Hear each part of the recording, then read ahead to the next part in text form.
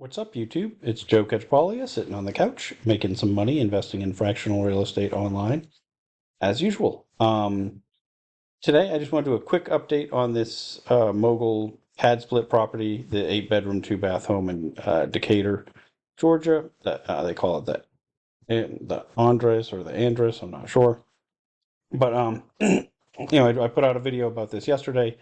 If you haven't watched that one yet, you should probably watch that. This one will make a lot more sense. As I mentioned, I think this one is going to sell out quickly. I mean, you can see they've already raised 122,000 of the 170. Yesterday, when I did the video, I think it was around 80,000, and when I first opened it yesterday, it was around 50,000. So definitely filling up quick.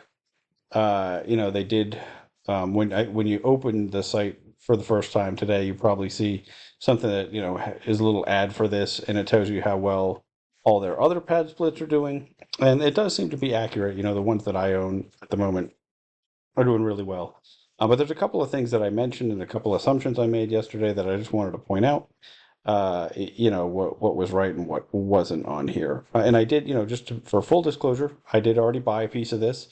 Just a small piece. I've just been buying little pieces of each one that I like on here until I get really comfortable with what they're doing. But I think having a pretty diverse portfolio uh, of their properties will help me to quickly really understand if I want to put a lot of capital on here or not. But as usual, there's a link in the description to this video to all the places I'm currently investing in fractional real estate online. Some of them will give you some free money if you use that link. I believe Mogul does. And then you have to make an initial $250 investment, somewhere around there. But read the terms and conditions of on the site. Do your own due diligence on the platform itself and on the properties. Just because I bought a piece of this one doesn't mean it's the right deal for you. Doesn't mean it's going to make money. I'm just showing you what I'm looking at when I'm using this site and all the other ones that I look at. So let's see, what did we talk about yesterday that I wanted to well, one, I hadn't gone through the contract yet for the purchase and sale contract. Um, there's a couple of things that I thought were worth taking a quick look at on this. So the purchase price, they do have the purchase price as 315, like we assumed. Um, there is a seller paid closing contribution of $5,000. The seller's also paying the buyer's agent's commission. Where did I see that? Yeah, they're or 2.5% of it. Whether or not the commission is gonna be 2.5 or 3, I'm actually not certain. But the seller is agreed to pay 2.5% of it. They also, the one that I thought, there's two things that I thought was kind of interesting. One, um, the seller's going to install a waterproofing system uh, according to the attached estimate. I'm going to go down and see what that was actually asked for, because these are modifications from what was asked for in the original contract. So I'm going to see.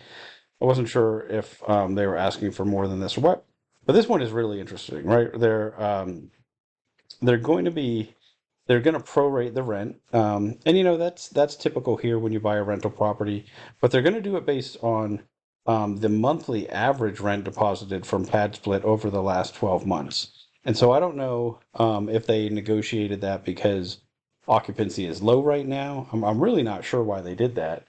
Um, but I thought it was kind of interesting. And so as soon as they're closed, they should be getting credit for rent right away. So I thought that was great.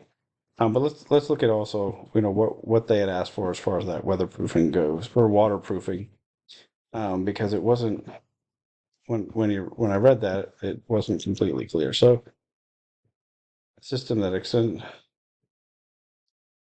Oh, I see. Okay. So they're just actually saying, okay, the work that's going to be done is going to be done according to the attached, because it just wasn't clear what was actually going to be done. So that's all that's going on here. So they're saying, um, per the attached estimate from Empire Waterproofing. So I just want to make it more clear. They attached it, although we didn't get a copy of that in this, right? When I scroll down, uh, I didn't see that unless I just missed it. But again, I'm not too worried about those issues because obviously they realize there's an issue. They ask for it. They're getting the seller to pay for it. That seems to be, you know, that's the difference between having some of these guys that are really just experienced operators buying these properties, which as far as I can tell, it's what we have at Mogul compared to some of the other platforms that we're investing on, where you see like some very rookie mistakes being made. Um, that's why more and more I've enjoyed Mogul.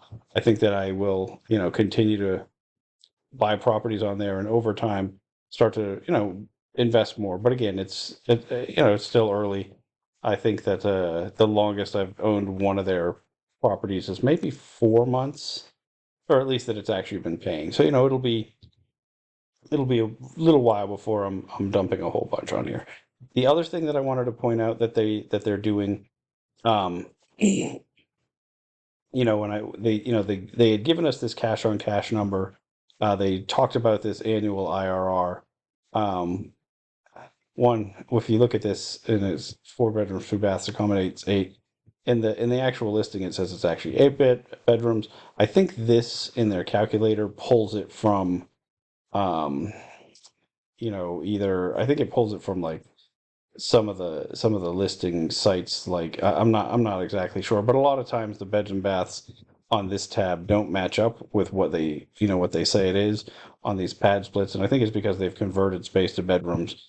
But like somewhere in either public records or something like that, this calculator is pulling the description for the address. Maybe like Zillow or Realtor, or I'm not actually sure where they're pulling their data from. Um, but the thing I wanted to point out on here is they do have a cash out refinance planned, and that's how they're getting to that 15.1. Um, but I wanted to see like, yeah, and it's not a ton of cash out, right? So I wanted to see what happens if you shut that off. And it's still a decent annual IRR, especially because this was something that I thought is pretty interesting. I talked about how there are, most of their pad split style properties, they've been outperforming their underwriting as far as I think they appear to be very conservative in their underwriting as far as from an income perspective, maybe not necessarily from the value perspective, for what it's going to sell for. But we had looked at, they had said, uh, their year one rental income they're using is 50,400. Um, the actuals, I think, somewhere they mentioned it's around 60,000. So they're not even, predicting that they get up to that number, the number that it's been achieving until year seven. So I think that that's a really conservative way. Oh, they do just seem to be, and I'm not really sure why, right? Like why they make these, the assumptions on on the appreciation side that I'm not sure, right? Like, I mean, I think they could hit that IRR manipulating their numbers differently, right? Like they could be a little bit less conservative on how they're projecting their cash on cash, and then maybe a little bit more conservative on their appreciation sale projections. I mean, as it is though, I feel pretty good about it, especially because, like I said, I mean, for the other pad split style ones, so far I've been getting paid better than expected. And, those can vary quite a bit. Like, you can see just they're not quite as much as short-term rentals, but more so than long-term rentals, right? Because you have a number of people that could be turning over at any given time. Um, so I think it will change, but as far as I'm concerned, so far they're doing what they promised, right? They're able to provide the returns that on the yield side. And I mean, it's going to be years before we find out if they were right or wrong about the appreciation side, and and that part is really just guessing, right? Where the cash on cash is, you can be a little bit more certain. Although again, I mean, they're still predicting things about the future, right? Like you could end up with a completely empty home because you had one guess that caused problems or something, right? So even though a lot of people think that the appreciation is guessing and the cash flow is something that you can know. I sort of disagree with that. I mean, they're both predictions that we're making about the future, but I do like that they have, they have on this one, it's I think 15 months of actuals that they looked at, and they're using a number that's significantly below what those actuals are for their, to use in their underwriting. Um, they're using relatively conservative debt, and even the refinance assumption. I mean, they're not. It's not a. They're saying, okay, maybe in the future we get down to a 5% interest rate, but I'm not. I don't know. I think that I think it works even if you can't do. Even if you don't get there, which is what which is what makes me want to keep buying these when they put them out. Now, at a certain point, if they're all in the same markets, I'll start to get a little bit hesitant, but so far I've been able to buy, somewhat spread out there. I'll show you. It is a very small portfolio so far, not a ton of money at all. That first deal I bought the 5K because they had one, it was my favorite property I've seen on there so far. But also I didn't realize just how rapidly they're putting them out, and because I want to buy a whole bunch of them. Um, I've decided to just do a lot less on each one at this point, until I feel really good about. It'll probably be a year or two before I'm putting like a serious percent of my net worth on any of the platforms that I'm talking about, and especially where they don't have any liquidity on this one, as far as you can't sell your stake at any point. I'll be a little bit more careful, but so I'm just buying little pieces. Either most of them, I think I've bought 500 or 1,000. I think this is 1,000. A couple of these are 500. You can see I've already picked up 8 properties in 4 different markets so far. Um, and it's some mostly, well, it's all pad splits and short-term rentals. But in Houston, Austin, um, Mesa, Arizona, and then Decatur and Atlanta.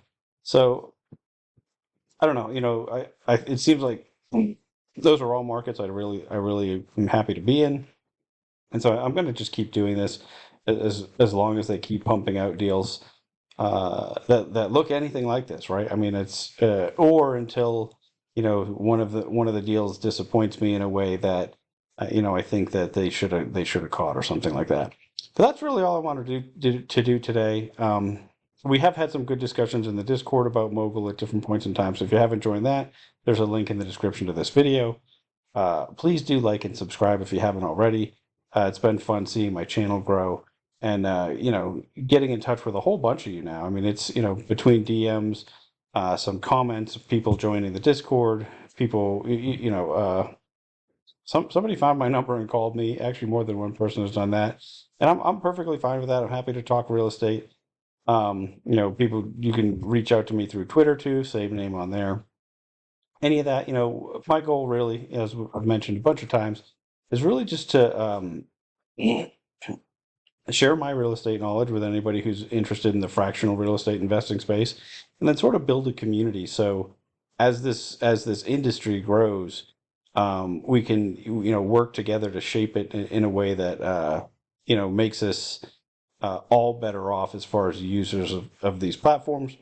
One of the things that I think I really would like to see Mogul do, and I'm curious to hear feedback from other people, is every month.